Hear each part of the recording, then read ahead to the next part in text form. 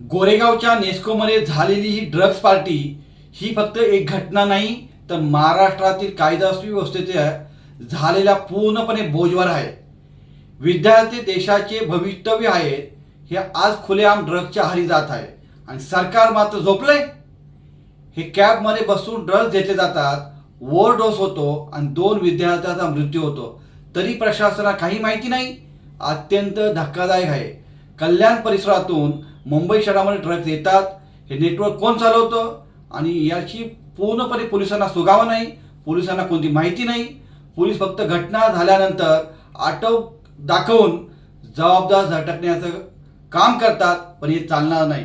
मी स्पष्ट सांगतो, drugs racket मुळाशी कोण आहे, कोणाचे संरक्षण आहे आणि कोणत्या राजकीय आशीर्वादामुळे या सगळा व्यवसाय चालतो याची सखोल चौकशी झाली पाहिजे. सरकारने तात्काळ जबाबदारी स्वीकारून गृह खात्याने उत्तर द्यावे, नाहीतर राष्ट्रवादी युवक काँग्रेस शरदचंद्र पवार पक्षाच्या वतीने या विरोधात तीव्र आंदोलन छेडलं जाईल. याची जबाबदारी सरकारने घ्यावी.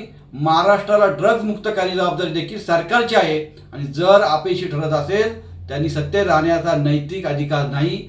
विद्यार्थ्याचे भविष्य वाचवा, ड्रग्ज माफियांना ठेचून काढा, ही आमची मागणी आहे.